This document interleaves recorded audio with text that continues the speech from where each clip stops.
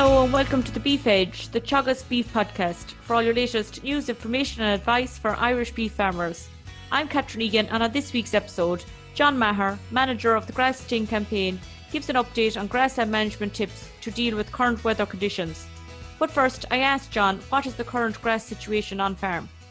Grass situation on farms around the country is very variable, but I suppose specifically on beef farms, we have probably a lot of grass on beef farms. August has come a reasonably good month in terms of growth, particularly the start of the month. However, the latter end of the month was wet, and that brought its own challenges.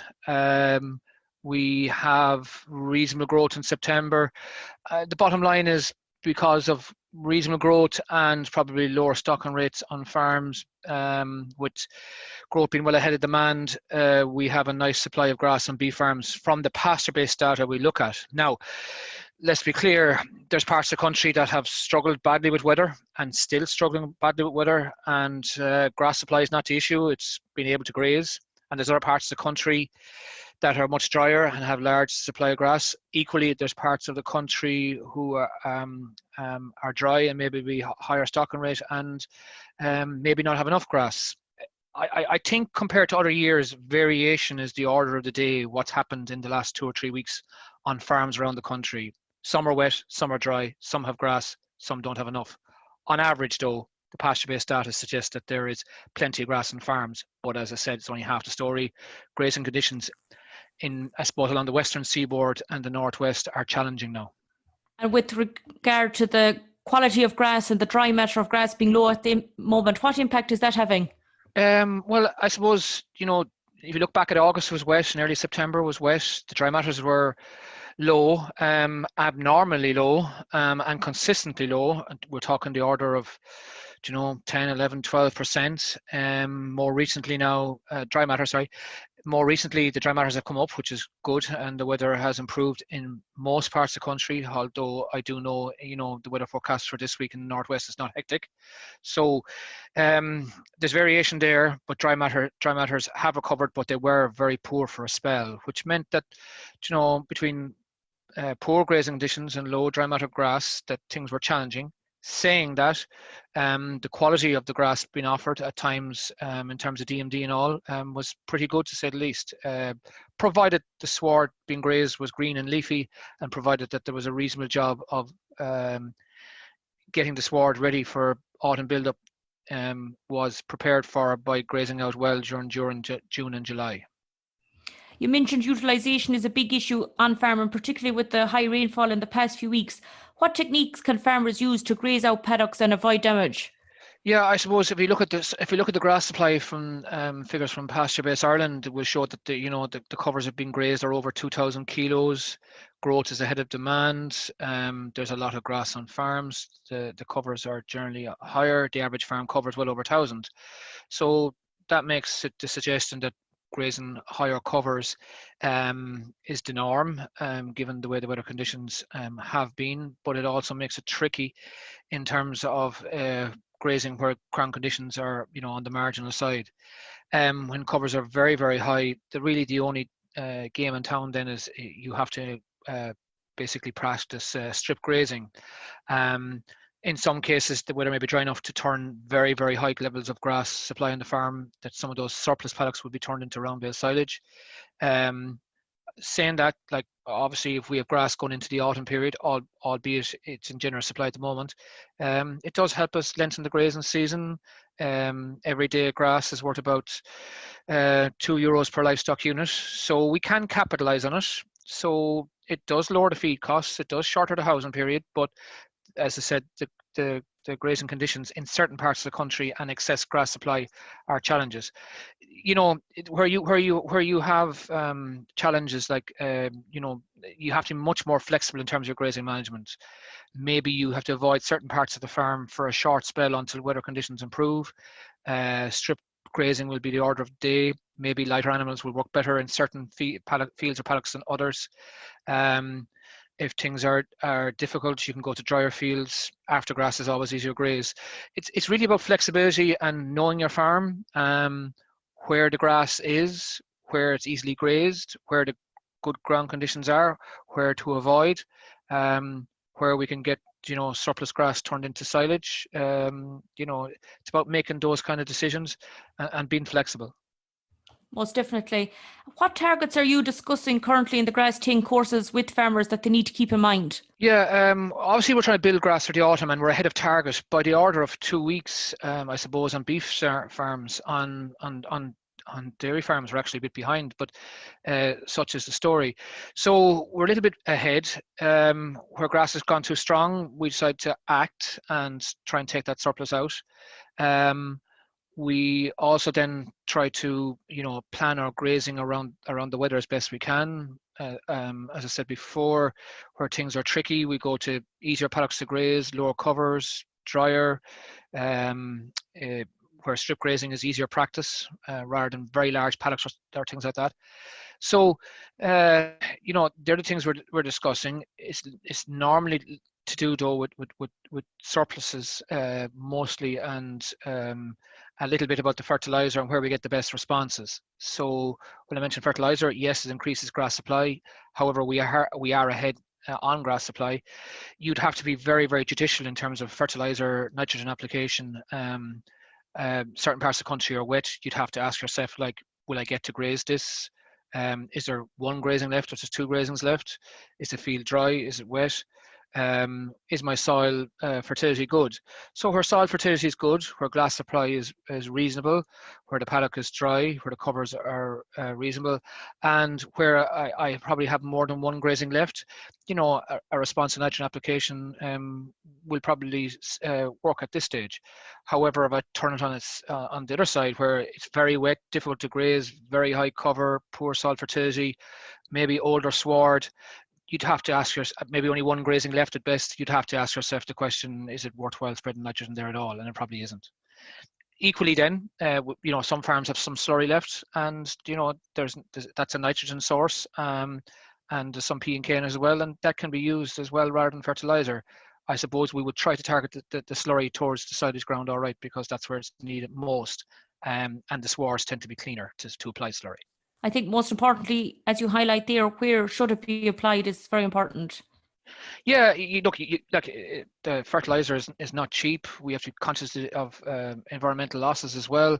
So, good soil fertility, ryegrass swards, drier land where there's more than one grazing left, you can see where you could get a response from spreading 15 units, 20 units of fertiliser maybe, and where your grass supply isn't too high. Equally, if your grass supply is very excessive and you're on heavy land, poor soil fertility, older swards, maybe only one grazing left in it, you'd have to say to yourself, that's not worthwhile. And then every farm is different. There's paddocks within the farm gate that would respond. There's paddocks within the farm gate that wouldn't respond.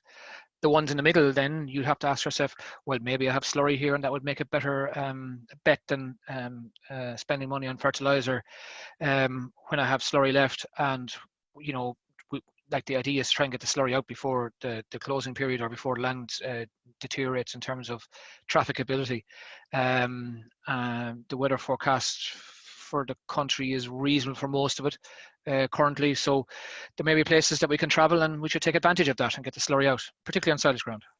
And particularly as we approach the deadline for applying chemical fertiliser on the 15th of September. Yes, so for fertiliser we have about a week left, Catherine, if my dates are right. So choose wisely, choose carefully, and make sure you get a return. 2020 has been an unusual year with regard to drought earlier on and with recent rainfall, but overall it has been a good grass growing year, and particularly with surplus bales being removed on most farms.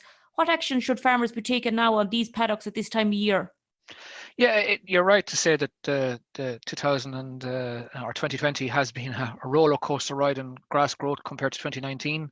We've had extremes of dry, extremes of wet, both spring and autumn. So yeah, it's been very, very, very different. There has been a lot of bales made across the summer period. You're right on that.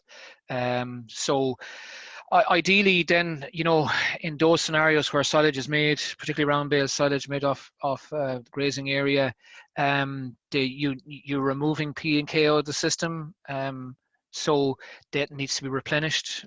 Ideally, if you've done a lot of bales off a paddock, you're looking at products like 18612 if you want to include nitrogen. If you're not, then products like 1020, 0730. Every 5 bales to the acre is equivalent to 1,000 gallons of slurry being removed, or the equivalent of almost a bag of 0730 to the acre being removed. The book needs to be balanced in terms of P's and K's. We have to think about next year. So you have a choice of slurry or fertiliser, but it'd be nice to get some P and K back, provided now you can travel and the conditions are good and get it out. The one thing about P and K is our ancestors used to apply this in the autumn time. P's and K's are not as bad as nitrogen in terms of losses. Nitrogen tends to be more water friendly. P and K's tend to cling to the soil. So as long as ground conditions are reasonably good, we can apply some P and K's to balance the books for the silage. Saying that, like in terms of P, we only have a week left to apply. So people should take advantage where they are trying to catch up in P's and K's. And there is no deadline for applying K? No, there is no deadline. We are conscious of the weather, all right, and trafficability of the land, but there is no deadline, no. And as I said, 5 bales to the acre is equivalent to roughly about 25-30 units of K to be replaced. That can go in the form of muriate of potash, 0050. It's an old type product, but perfectly good in terms of replenishing K. By its nature, silage tends to be quite draining on the K resource in the soil. So if we took off 10 bales to the acre, a bag of 0.50 would balance the books. Now we have slurry as well, right? So whichever way, I don't mind, but it's important that K is replaced. K is a big determinant of silage yields. The difference between index 1 and index 3 is 1.5 tons of dry matter per hectare. That's a lot of grass. The book needs to be balanced if we are short of K. I will particularly see this loss of K next May when we're judging silage yields. Yeah, absolutely. So, looking at the responses before, it's at least 1.5 tons of dry matter per hectare. It could be up to 2 and even beyond it. Teagasc work has shown that. Size ground is notoriously short in K, especially rented land. And we have a chance to fix it in the autumn. By fixing the autumn, you remove the risk of very high K silage next spring, and you remove the risk of tetany next spring. So this time of year now is good to apply fertiliser K or slurry and get K that way to replace what we have removed from the farm for the year. Right, so it will catch up on you if we're short of K. Yields will be less. Ryegrass will survive poor levels. So we need to get this right. Yes. Finally, John, the deadline for Grassland Farmer of the Year is on Friday, the 11th of September. What advice have you for farmers that are thinking of entering? Yeah, so the deadline is, we have a few days left to enter the competition. I can tell you that all those, be it suckler or non-suckler farmers who have entered, have found it a worthwhile experience. Our winner, Trevor Boland's last year, suckler farmer winner, he has been improving in his grassland over the 3 years. He's entered on more than one occasion, and we saw a huge improvement on his farm over time, just by taking on the messages of what we're trying to do with the competition, what we're trying to do with the Grass10 courses. And it starts below the surface with soil fertility, moving to having ryegrass swards, to getting the grazing management right, to putting the paddocks, roadways, and sometimes temporary fences in place, and growing more grass and utilising the grass. And we saw massive improvements in Trevor's story in that. So farmers learn from it. They need to do it. They need to be completing a level of grass measurement on pasture base, all right, to have a worthwhile challenge in the competition. But there are many out there who do that and would benefit from this. And there's nice prize money as well. Catherine, like we're talking about a few grand here for each category. So there's dairy categories, sheep categories, beef categories. There's 2 beef categories, to be honest. Suckling and non-suckling.